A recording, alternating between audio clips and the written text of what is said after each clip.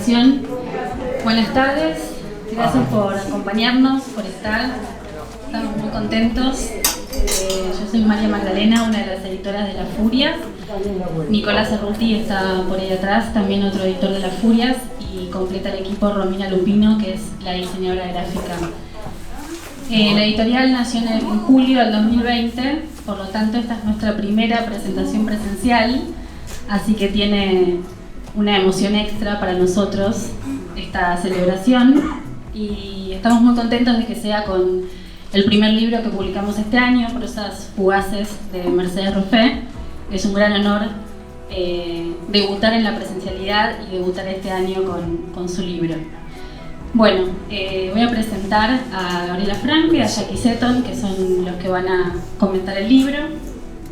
Gabriela Franco nació en Buenos Aires en 1970, es licenciada en Letras por la Universidad de Buenos Aires, poeta, editora y docente. En poesía publicó Calle, Piedras Preciosas, Los que van a morir, Modos de ir y En orden de aparición. Sus poemas fueron incluidos en varias antologías y estuvo a cargo de la compilación de varios volúmenes de poesía y de la antología de relatos Perón Vuelve, cuentos sobre peronismo. Coordina la revista Por el Camino de Puan, la publicación literaria de la Facultad de Filosofía y Letras de la UBA, ha colaborado en distintos medios y ha coordinado talleres y ciclos de poesía. Jackie Seton nació en la ciudad de Buenos Aires, es docente y poeta. Sus libros de poesía son Quirurgia, Niñas, La apariencia de lo espléndido, Nombres propios, La educación musical, bueno, que fue traducido también, no lo voy a decir para no cometer errores de pronunciación, L'Éclat y El beso. Ha sido publicado en revistas gráficas y digitales y traducido al francés y al inglés. Es profesora en la carrera de comunicación de la UBA. Bueno, les agradecemos muchísimo que hayan aceptado la invitación a presentar este magnífico libro de Mercedes. Quienes no lo hayan comprado, los alentamos a hacerlo. También están nuestros otros títulos de la editorial para quienes quieran conocerlos. Bueno, hola, ¿qué tal? Buenas noches. Un placer estar acá presentando el libro de Mercedes. ¿Se oye? Sí. Bueno, decía simplemente que era un placer presentar este libro, que es precioso, Pequeño Tesoro, y preparé algo escrito para comentarlo e invitarles a leerlo y a disfrutarlo. Prosas Fugaces es una nueva entrega de microensayos de Mercedes Roffé, quien ya nos había deslumbrado, no solo con sus maravillosos libros de poesía, claro, sino también con un libro en prosa anterior, Glosa Continua, del que este libro que presentamos hoy es de algún modo una prolongación. Tanto en aquel libro como en este nos encontramos ante un conjunto de breves, a veces brevísimos, textos en prosa, microensayos que proponen agudas y sutiles reflexiones en torno a la lectura y a la escritura de poesía, pero también a otras artes y otros temas vinculados a la creación. Si Glosa invitaba a fluir de un texto a otro, apenas separados por un mínimo asterisco, acentuando su condición de prosa fragmentaria, pero al mismo tiempo continua, este nuevo libro destaca cada apartado con un subtítulo y refuerza así su carácter de iluminación, de estrella fugaz que cruza el cielo y deja en su camino una estela de reverberaciones. Ecos y brillos que asoman ya en el título. Prosas fugaces trae la luz y la voz de Rubén Darío y sus prosas profanas. La misma idea de resonancia establece su correspondencia con aquello que decía Gottfried Benn, citado varias veces en este libro y en la obra de Mercedes en general. Dice el poeta alemán: las palabras toman vuelo y dejan caer de sí milenios. Consciente de este poder de las palabras, la poeta une su voz a las voces de la tradición que la acompañan y la constituyen. Canta con ellas y por eso entre texto y texto se intercalan citas que ya son parte de su voz. La cita hecha sangre, dice Roffé y explica. Nunca cito ni menciono nada que antes no haya pasado a ser parte de mi propia mitología, de mi propio idiolecto. Algo que no haya echado en mí raíces muy profundas. Una nota al pie. Las citas que se incluyen en este libro además de ser certeras e iluminadoras como los pasajes de la propia autora, permiten descubrir voces a veces poco conocidas o no traducidas al español. Están, por supuesto, los nombres célebres, Borges, Pessoa, pero también muchos otros que invitan a expandir la biblioteca y se agradecen. Mercedes Roffé engarza su voz a estas otras voces, decíamos, pero también las discute. En esa torsión que va de profanas a fugaces, de aquello que está fuera del templo de lo sagrado a lo que se dibuja en el cielo, las prosas de Mercedes Roffé asumen la perspectiva desde la cual la poeta percibe el mundo o los mundos, una percepción en la que la palabra poética puede ser un puente. No importa que la meta sea en sí inalcanzable, dice Mercedes Roffé en un fragmento del texto titulado Mis dos mundos. No importa que el ideal quede por siempre diferido. Importa lo que moviliza, lo que inspira, lo que ayuda a intuirse siquiera como posibilidad. Y más adelante agrega, me gustaría ir más lejos y dejar planteada al menos la pregunta acerca de si la poesía y otras aproximaciones a la experiencia artística no pertenecería precisamente más a la esfera de lo real, es decir, lo abstraído, intuido, incorpóreo, adivinado, contemplado, que a la de la realidad inmediata. Y esta es una de las preocupaciones centrales de estos ensayos y probablemente de toda la obra de Mercedes, la búsqueda de aquello que permita distinguir la verdadera poesía, aquella que la poeta reconoció tempranamente en San Juan de la Cruz, Garcilaso, José Asunción Silva o Pizarnik. Pero esa excepción, ese estado de gracia, pocas veces se alcanza, dice Roffé, y advierte, sin eludir polémicas, sobre la insatisfacción que produce mucho de lo que leemos, especialmente en contraposición con la idea, platónica tal vez, de la poesía con mayúsculas. Pese a ello, pese a que ningún poema es tan excelso como esperamos que sea la poesía, las frases de Donald Hall, citado por Mercedes, persiste tenaz la búsqueda de la poeta.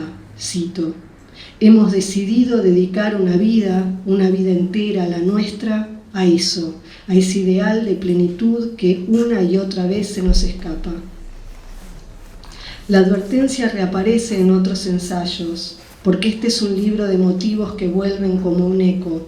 Cada texto es un motivo, pero las variaciones y resonancias son múltiples.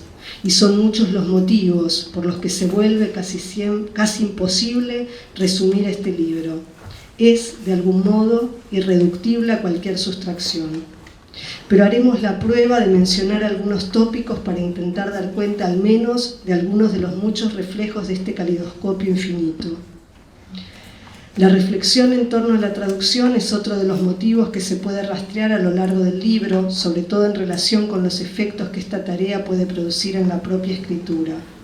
A la hora de elegir qué traducir, Mercedes elige algo distinto, cuya traducción le permita abrir posibilidades de nuevas poéticas en su propia lengua.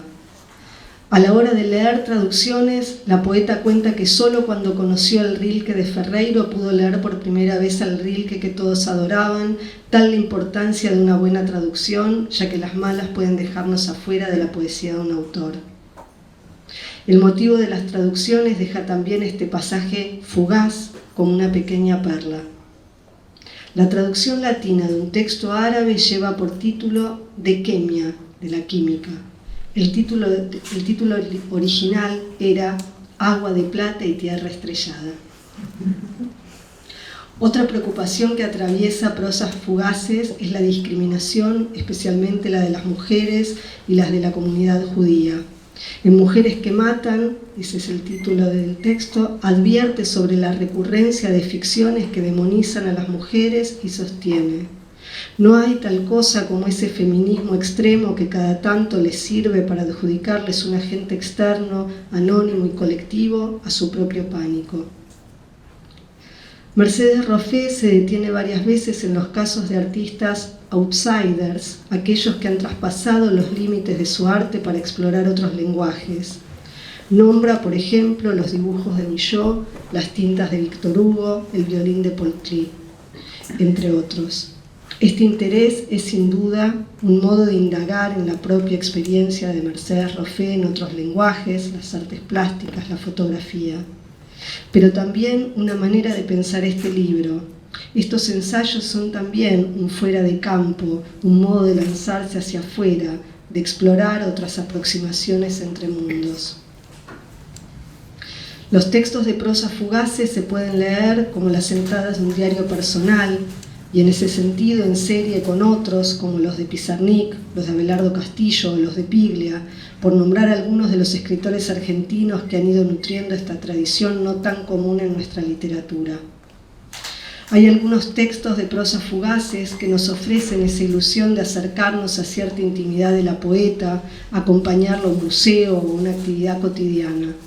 Pero los textos de Roffé eluden toda anécdota personal que no esté ligada estrechamente con la experiencia estética.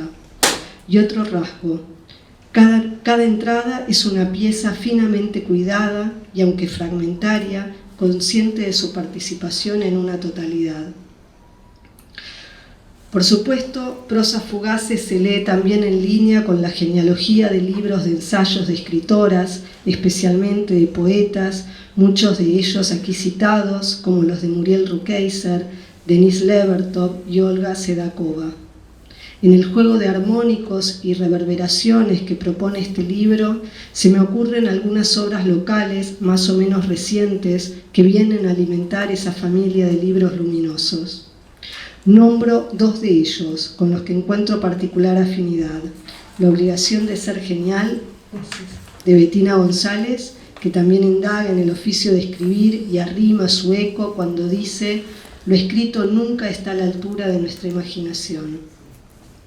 Y especialmente Inundación, de Eugenia Almeida, tal vez porque tanto ese volumen como el de Mercedes Roffé son libros de ensayos que parecen estar más cerca de la poesía. Mercedes Roffé piensa la escritura del poema, cito, como la traducción de un silencio, de un patrón rítmico, o el vislumbre de una palabra o frase aún no articulada. Y algo de eso hay en estos textos. Roffé entra al ensayo con la sensibilidad y la intuición con que llega al poema. Los hace hablar desde el silencio. La forma breve, el pequeño formato, abonan esta cualidad. Las entradas de este libro están rodeadas de silencio, vienen de él, son ensayos apenas murmurados, podríamos decir, retomando palabras de la autora. Dice también Roffé: la absoluta intensidad del sentimiento o la intuición que expresa el poema no dura más que lo que dura el poema y lo que nos quede de él. Y con estas palabras parece estar aludiendo a ese carácter fugaz que le atribuye a estas prosas, con las que el poema comparte la capacidad para capturar en un instante un fragmento verdadero al que, en palabras de la autora, no se suele llegar sino por ráfagas de sin sentido. Esta afinidad la encontramos también en esta otra cita. Esa fugaz pero reiterada intuición de que el poema surge, al menos a veces, como práctica, ejercicio, placer, inteligencia o goce de la mano. Lo dijimos al pasar, pero conviene volver sobre otro aspecto, la unidad del libro. Cada texto es una isla, pero a la vez es parte de un archipiélago con el que comparte una materia común. Los temas que se reiteran son hebras que se van entrelazando unas a otras formando un tapiz, o un collage cuyos materiales diversos se combinan en una unidad que los trasciende. Esa unidad está dada por el haz de motivos que habitan este libro y que van diseñando una figura rítmica, una música del sentido, como dice la autora. Prosas fugaces no es un libro erudito, aunque Mercedes Roffé lo es. Es un libro de iluminaciones que se dejan regir por el entendimiento, pero sobre todo por la intuición y la belleza. Los textos que lo componen son aproximaciones sutiles que se mantienen en el terreno del pensamiento vivo y que asumen el riesgo de pensar y tomar posición. Pensar es inventar cada vez el entrelazamiento, dice Deleuze en uno de sus ensayos. Es lanzar cada vez una flecha desde de uno mismo al blanco que es el otro. Es hacer que brille un rayo de luz en las palabras. Prosas Fugaces produce ese brillo en cada una de sus intervenciones y promete seguir reverberando en el corazón de sus lectores.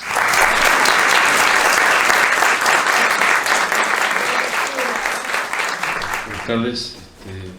Gracias, Mercedes, por invitarme. Me sorprendió y al mismo tiempo no me sorprendió. Muchísimas gracias. Bien. Empieza con una cita de un libro de Mercedes. La cita dice de la ópera Fantasma: no importa lo que veas, no importa que lo que veas te ciegue. Una caja de sorpresas, una caja de Pandora. Prosas Fugaces de Mercedes Roffé es un libro incómodo, de los que mientras leemos apoltronados en una buena silla, o si tenemos suerte, en un buen sillón, nos obliga a movernos, como entremover la cola en nuestro asiento. No podemos quedarnos quietos frente a la lectura de Prosas Fugaces de la misma manera que sus partes, sus pensamientos en apariencia fragmentarios o abiertos, nos obligan como lectores a levantar la vista hacia el vacío para quedarnos con una de sus ideas en la mente o en soliloquio. Es que Prosas Fugaces nos conduce a escribir la lectura, como llama Barthes a este gesto quizás intuitivo, abre el diálogo o la discusión, porque su voz no lima asperezas ni evita temas espinosos para nuestro campo literario, el de la poesía en particular, porque Mercedes justamente tampoco lo puede evitar, desde su sensibilidad poética, una gran observadora del mundo.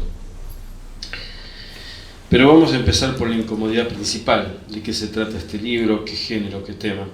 Mercedes Roffé disimula como un camuflaje con su título Prosas Fugaces. Y sí, juega con el término, que ya dijo Gaby, de lo que es pasajero o estrella fugaz, que brilla unos instantes, dependiendo del tamaño de su materia meteórica. Un movimiento parecido hizo hace más de 400 años Michel de Montaigne en su pícara dedicatoria al lector de sus ensayos en junio de 1589, y lo cito: «He aquí un libro de buena fe, lector. En él advertirás desde el principio que no me he propuesto fin alguno, no siendo doméstico y privado. No he tenido en la menor consideración tu servicio ni mi gloria». Montaigne había llegado a su alta madurez, tenía ya 56 años, con su actitud estoica y escéptica, la desilusión por las guerras de religión y la muerte de seres tan queridos como su amigo Etienne de la Boétie. Tenía a su vez una gran pasión por los libros y la lectura de los clásicos en griego y latín. Así, él inventa lo que hoy llamamos simplemente ensayo, textos en prosa de pensamientos, breves en su extensión, donde la lectura, la cita y la interlocución con ellas desde un yo propio eran la base de su método. Montaigne, un hombre solo, encerrado en una torre, rodeado de libros, los leía, los releía, tomaba nota, desde allí salían sus comentarios, sus marginalias, sus ensayos sobre temas tan diversos como el miedo, los malos olores del cuerpo humano, la tristeza, la educación de los niños, la amistad, la experiencia y muchísimas más cuestiones. Y cuando venía hacia acá también pensé que esa imagen me vino porque cuando leí el libro pensé Mercedes armando, preparando, escribiendo el libro y rodeada de libros y notas, y que es un poco esa cosa como aislada que tiene este tipo de materiales. Acá yo no puse, pero Montaigne estuvo como 15 años ahí en esa torre, ¿no? Era la torre de su castillo, obviamente, ¿no? Pero en principio es muy lindo, siempre me vuelve esa imagen de él y pensaba justamente algo de encierro hubo también últimamente. ¿Algo de qué? De encierro. Y sí, totalmente, totalmente. Y bueno, eso es un poco, siempre me atrae eso de esta forma, ¿no? Prosa Fugaces se encuentra en esa original tradición del ensayo, donde la forma es tan libre como lo es en la poesía, y como bien lo dice Peter Burke en un bellísimo y pequeño libro dedicado a Montaigne, al igual que Shakespeare, Montaigne es en cierto sentido contemporáneo nuestro. Pocos escritores del siglo XVI son más fáciles de leer hoy, ni nos hablan tan directa e inmediatamente como él. Porque Mercedes Roffé lo logra, justamente, con varios gestos perspicaces de su escritura en prosa. Elige la forma breve, a veces brevísima, por lo condensada e intensa. Organiza el devenir del libro por títulos sin detenerse en capítulos, con temas que van y vuelven, se suman o se contradicen en la opinión, una doxa absolutamente libre. Esos movimientos le dan a quien lee una cierta familiaridad, como si estuviéramos dentro de ese diálogo entre las partes, como en una conversación cotidiana, espontánea, diaria. Esa idea en realidad tomé de Auerbach, que tiene un texto justamente sobre Montaigne, y dice eso, la sensación que uno tiene al ir leyendo ensayos de que uno está conversando, ¿no? Y el libro también lo tiene. Yo misma soy el tema de mi libro. Pienso de cuántas maneras. Acabo de descubrir. Mi padre era grabador, había aprendido el oficio en su adolescencia. Pero fijamos por un momento que nos entendemos y que aceptamos el juego. Yo esbocé en algún lado la sensación. ¿A quién le habla? ¿Con quién dialoga? ¿A quién escucha? Prosa Fugaces. Esa voz en primera persona es uno de los hilos que lo arma, y como dice Montaigne en aquella dedicatoria, pareciera también ser ella, ese yo misma, tema del libro. Pero no como un acto narcisista o simplemente autorreferencial, porque es un yo que duda, que se sorprende, que se pone en el lugar de otros, cambia y se transforma a medida que avanzamos en la lectura. A veces nos acuna, explica, comparte sus pareceres, y en otras nos sacude sin piedad hasta llevarnos al malestar o la polémica, mientras teje un entramado fino de tópicos como el feminismo, la traducción, la pintura, la belleza, la fotografía, la escultura, guiada por la que sin duda es su preocupación mayor: el lugar, la función del arte y artistas en general, y el de la poesía y poetas en particular. Sobre esto último, la poesía está en los momentos más agudos, acuciantes, inquietantes, urgentes. Cito: no se trata tanto de exigir como de recordar. Hace tiempo que me pasa esto. Leo y leo. Leo también lo que mis amigos admiran. Leo los nombres de sus poetas preferidos. Trato de leer la obra de esos poetas preferidos. Y cada tanto, cada siempre casi, un mismo vacío. Así, cual Jeremías. ¿Qué estás viendo, Jeremías?, pregunta la voz divina al profeta de Jerusalén en el Antiguo Testamento. O cual Casandra, cito: como Casandra, aquella que ve tanto que no se le cree, afirma la voz de Prosa Fugaces. Así, lo que se dice a veces provoca, es filoso, y constituye una voz valiente que no calla porque no debe, no quiere callar. Alguna vez, nuestra querida Mirta Rosenberg me recordó de dónde vengo. Dejó caer el velo y me descubrió el libro de los esplendores, el Zohar, libro de misterios, luces y opacidades. Como en las primeras palabras de Prosa Fugaces, The Radiance of the Things. Un puente, un río, un cielo, son hijos de dos madres. La idea de puente y la idea de belleza, la idea de río y la idea de belleza, la idea de cielo y la idea de belleza. Por eso la realidad inmediata también puede ser radiante, tanto cuanto sea la irradiación de belleza que recibe en su instancia encarnada. Termino la cita. Hoy, entonces, deseo yo correr en esta tarde otro velo, descubrir humildemente algunos de los sentidos originales de Prosa Fugaces de Mercedes Roffé para mostrar su lucidez. ¿Qué estás viendo, Mercedes? Lo que queda en la escritura profana entre el ensayo y lo poético de lo nuestro aún sagrado. Muchas gracias.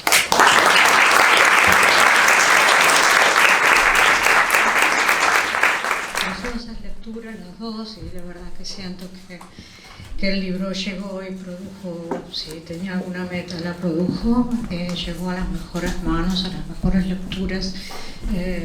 La verdad que me sentí muy cerca de las dos maneras de transitar estas prosas. Yo no sé si ahora correspondería que leyera algunos fragmentos. Sí, claro. Sí, ok.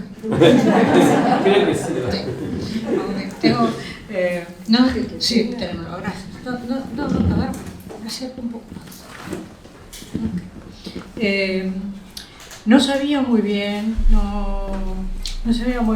qué puntos iban a tocar ustedes y la verdad que tampoco quería preguntarles.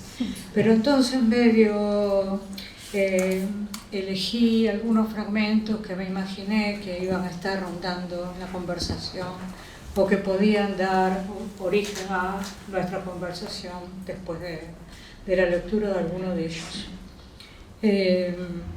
Tal vez podría empezar con un fragmento sobre, se llama, bueno, tiene un libro tiene un título de algo de un pensamiento que ahora está bastante, no diría de moda, pero que se está pensando en eso bastante, que es el arte tardío, ¿no? El arte que los artistas e incluso los intelectuales se producen en una etapa madura, ¿no? Sin embargo, también, además de algunos rasgos que pueden tener que ver con esa madurez, a veces también se percibe algún tipo de ansiedad que viene precisamente de ese momento que estamos viviendo. Me incluyo el momento, la edad que estamos viviendo individualmente. No estoy hablando de la época, estoy hablando de cuántos años tenemos. Y es una preocupación que tengo, no los años, sino qué hacemos con ellos en la página, o en el lienzo, o en la fotografía. Entonces el fragmento empieza con una cita de Donald Hall. No todos los poetas producen en exceso como respuesta al éxito. Elizabeth Bishop nunca escribió de más. T.S. Eliot escribió dramas muy malos al final de su vida, pero nunca ahogó sus poemas. Tampoco lo hicieron Williams o Stevens o Pound. Claro que cualquiera escribe obras menores, pero estos poetas no escribieron malos poemas tarde en su vida, cuando ya eran famosos, porque el mercado requiriera vender nuevos productos. Esa es la cita. Mi texto. No sé si es una cuestión de mercado o de narcisismo o de identidad. No creo que los editores les estén exigiendo nueva producción. Al contrario, aún los editores de poetas exitosos agradecen un tiempo prudencial entre libro y libro. Creo que la necesidad de producir sin ton ni son, repitiéndose y degradando el nivel de la entrega con cada nuevo libro, se debe más bien a una necesidad de responder al oficio en tanto que identidad elegida, de mantenerse a la vista, reseñas, Facebook, presentaciones, entrevistas y la consiguiente ristra de elogios, en el mundillo en el que se eligió vivir y ser reconocido o reconocida. Nuestros libros de hace 3-4 años han desaparecido de las librerías y la ley del mercado, aquí sí, el mercado, impone no reponer.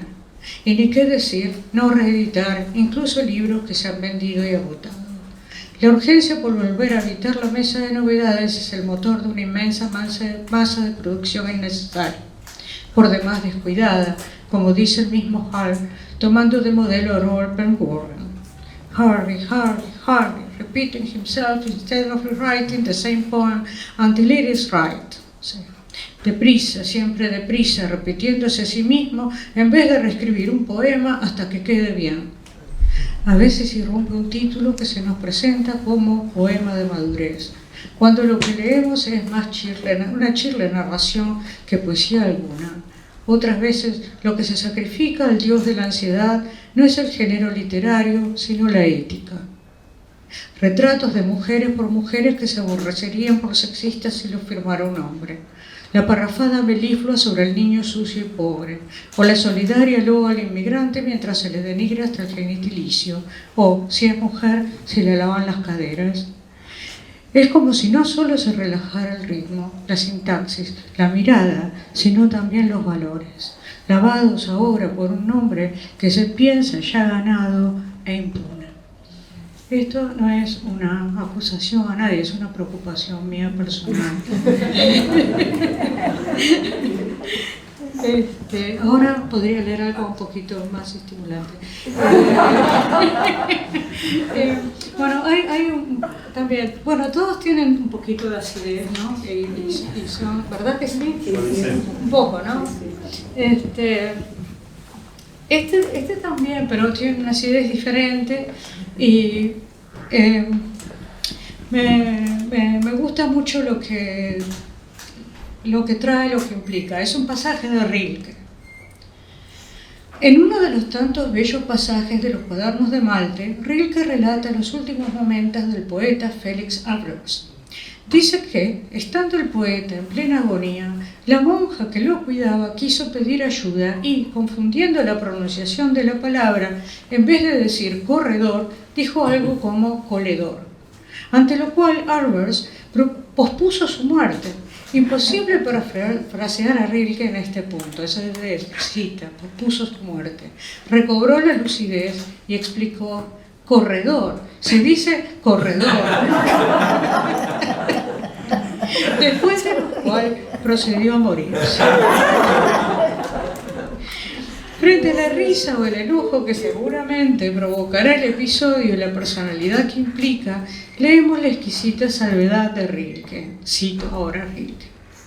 Era un poeta y odiaba lo impreciso, o quizás solo le importaba la verdad, o bien le molestaba llevarse consigo como última impresión la de que el mundo siguiera marchando de manera tan descuidada. Cualquiera fuera la razón, ya no se podrá aclarar, dice Rilke, pero que nadie piense que fue por pedantería. Ahora, ¿qué era lo que iba a leer ahora? Bueno, la página 81.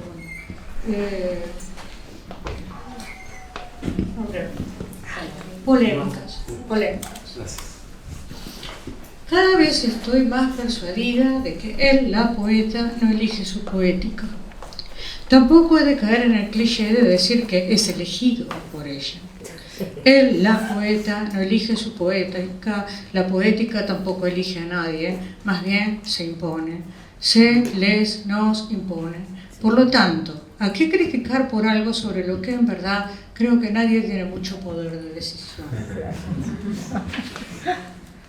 A lo que sí me parece lícito y natural, humano, contraponerse es a aquellos cultores de ciertas poéticas cuando, desde cierto lugar de poder o creándose uno, erigen su propia estética ya en la única, ya en la más aceptable, deseada y correcta, del enorme espectro de aproximaciones al hecho creativo al que suele dar lugar una lengua, una región, una época. Luego, si quieren, bueno, hay otro que es bastante divertido. 77. Sí, en algún punto del libro, creo que antes, que este fragmento hablo de la ansiedad de muchos escritores porque los textos produzcan la expresión, la reacción de qué bien escribe. Entonces, la verdad, en el libro anterior, en Glosa Continua, creo que se nota, creo que lo digo directamente, que uno de mis modelos es Cioran. Claro, leído en traducción, leído en francés, igual la verdad no afecta a lo que percibo de él, ¿no? No sé si porque no era su lengua, pero es una lengua tan linda la que escribe, ¿no? Tan llana, tan verdadera, ¿no? creo que coincido más con su lengua que con lo que dice, no comparto su pesimismo en absoluto, pero lo amo a él por sus escritos igual. Entonces, partiendo de esa también ansiedad por crear esa reacción, qué bien escribe, ¿no? Hay algunos recursos que producen eso, ¿no? Algunos recursos que se pueden ubicar, saber cuáles son, ¿no? Entonces, este fragmento se llama... Ah, mira.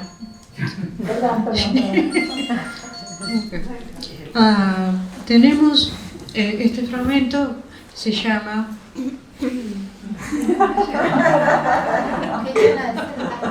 No, de perfil no. ¿Tan cerca?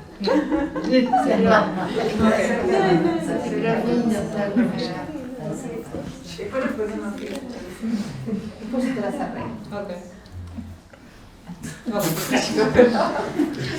Ok, este fragmento se llama, que es un poco continúa el pensamiento del anterior, de ese donde se habla de ese tema, se llama De Cicerón como Schumann. Dice Cicerón que es frecuente que lo mismo que primero llamó nuestra atención y nos dio placer, se vuelva pronto ocasión de disgusto. Da el ejemplo de la pintura, pero está hablando de la oratoria, lo que podemos hacer extensivo a la retórica. Y vuelvo aquí a un tema que me interesa, al que cada tanto me acerco, pero que, tal vez por prudencia, no me atrevo a desarrollar, como tampoco desarrollaré ahora. En la ansiedad de aquellos que, especialmente en sus prosas, luchan por arrancarle al lector la tan mentada interjección de asombro, más que la ficción narrativa, diría, crónicas, autobiografías y subgéneros afines, ensayos literarios y artículos periodísticos, son el caldo de cultivo de esos estilos destinados a producir ese efecto. Diría también que la figura más frecuente no vendría precisamente del arte de la retórica ni de la oratoria, como podría suponerse, sino del de la música y en especial del de la música romántica, el rubato. Esa figura que hace juego con los espasmos del pianista que se despeina tocando o del violinista a punto de hacer saltar una cuerda o todo el ensardado del arco. Es probable que los instrumentistas de viento no puedan apelar con tal frecuencia al dichoso recurso. Supongo que se ahogarían. De ellos más bien nos queda el vaivén de los codos, ese moverse apenas como olas. En todo caso, cualquiera sea el género o el arte que se practique, qué sabio consejo del violonchelista León Misha Maisky. Cito: uno nunca debe usar la música con el fin de demostrar lo bien que toca el instrumento. No hay mucho que hilar, solo volver a repetir. Es preciso hacer todo lo posible por no acceder nunca a cierto temible elogio, porque en su seno se incurva el efecto fácil, sensiblero, ramplonamente exitista. El mismísimo Cicerón tuvo que dar cuenta de sus excesos cuando sus oponentes lo acusaron de asianismo, striving after effect, es decir, el nombre que en inglés se da al mal del que se lo acusaba, un vicio antiguo. Luego voy a hablar ahora voy a leer dos fragmentos de algo que señalaste, Gaby, y que es mi interés por las segundas vocaciones, como el arte de Michaud, las fotos de Victor Hugo, tantas otras, ahora voy a mencionar algunas más. Se dice que los franceses tienen una expresión ad hoc para esas segundas vocaciones de algunos artistas y escritores, como lo fueron las tintas para Victor Hugo, el violín para Paul Klee, el dibujo para Lorca y Pizarnik y Sylvia Plath y Ginsberg, ni hablar del genio de Michaud. La expresión en francés es justamente le violon d'angle, aludiendo al placer que provocaba en el pintor de la gran odalisca tocar el violín, instrumento al que era aficionado. Todos estos casos y tantos otros constituyen buenos ejemplos de esa segunda vía creadora que Miguel Delibes describe en su ensayo La creación literaria. En ese ensayo, Delibes plantea 2 o 3 opiniones sobre esas segundas vocaciones que sería interesante reconsiderar aquí. La primera es su afirmación de que la necesidad expresiva del artista es anterior al medio elegido, y que la elección del medio viene condicionada a menudo más por las circunstancias que por una inclinación específica por un medio o un instrumento en particular. Es esta una idea que me resulta sumamente plausible. La elección de un medio en el cual expresarse sería secundaria a la necesidad misma de canalizar aquel tema, experiencia o energía que se quiera o necesita plasmar en una obra. A veces, como bien señala Delibes, es una situación aleatoria recibir una caja de lápices de colores o una colección de libros durante una larga enfermedad en la infancia, lo que determina cuál será el medio al que él o la artista dedicará su vida. Por eso, precisamente, no resulta nada raro que, pasado un tiempo, surja, por alguna razón o sin ella, la voluntad de probar otros medios antes no experimentados. Lo que no me parece tan comprobable es la afirmación del autor de 5 horas con Mario, según la cual el artista habría de distinguirse en cualquier campo que se le pusiera a mano, no solo en el que finalmente lo hizo. Parecería tratarse de una confianza excesiva en que la voluntad de crear garantice por sí sola el dominio de una técnica cualquiera, un oficio, lo llama Delibes, más allá de las siempre limitadas dotes de cualquier ser humano, por genial que sea. Es probable que, aun habiendo alcanzado un digno grado de práctica en sus respectivos instrumentos, ni Redon ni Klee hubieran descollado en ellos como lo hicieron en su arte visual.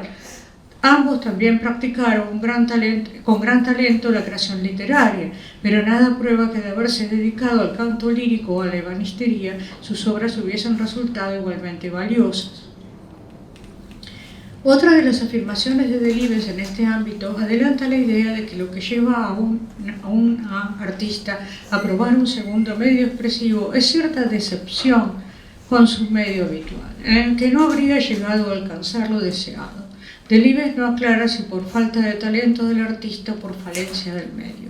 Lo expresa así, cito: los dibujos de un escritor o los escritos de un pintor expresan la insatisfacción del artista consigo mismo, la desazón que le produce la resonancia forzosamente limitada de su voz. Él, lógicamente, quisiera llegar más lejos, ampliar su eco, pero en sus manos el instrumento de que habitualmente se sirve no da más de sí. Ha alcanzado el límite de sus posibilidades expresivas. De ahí nace su consternación, su desasosiego. Termina Delibes. Sigo. Claro está que cambiar de medio permite canalizar otras cosas, abordar otros sectores de la realidad o la experiencia humana dentro o más allá de esa realidad, deleitarse en prácticas materiales, físicas, que la primera vocación tal vez no propiciara. Pero querer ampliar la propia experiencia no habla necesariamente de un fracaso previo, ni de un no haber llegado o logrado algo, precisamente en el ámbito que él o la artista domina. Víctor Hugo en la narrativa, Lorca y Ginsberg y Pizarnik en la poesía, Strindberg en la dramaturgia, Redon y Cleo Monge en la pintura. Interesante igual que Miguel Delibes se haya detenido en esa inclinación tan frecuente pero tan rara vez observada, a la que los franceses han dado un nombre tan preciso.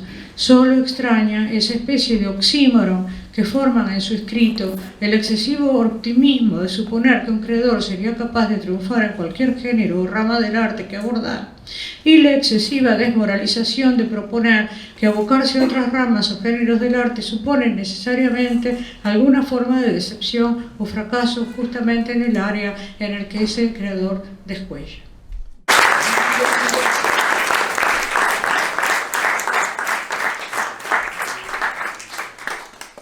El libro hay mucha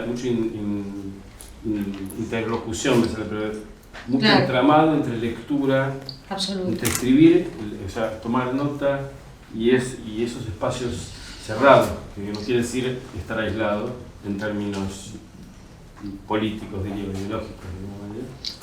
No, sí, precisamente, bueno, es interesante lo de las lecturas, ¿no? El otro día hablábamos con Mario Nosotti. Ya traigo la lectura, la pregunta a la conversación.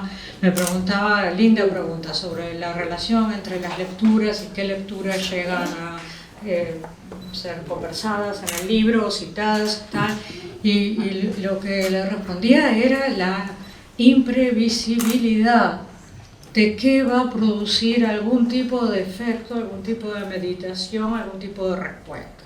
O sea, puedo juntar Yo uso muchos libros digitales, un poco por cosas que me interesan que no llegan a Nueva York, qué sé yo, porque tengo acceso de otra manera.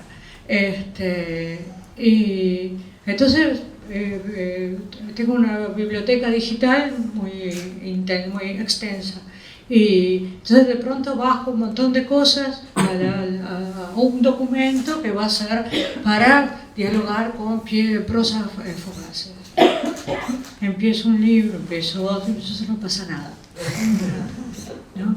En cuanto me descuido y compro un libro, bajo otro, o no sé qué, o comentamos con algún amigo o algo, comentamos, ahí surge la idea de conversar sobre este tema. También hay otra cosa que creo que no es solamente el diálogo, ¿no? Estaba pensando un poco en estos días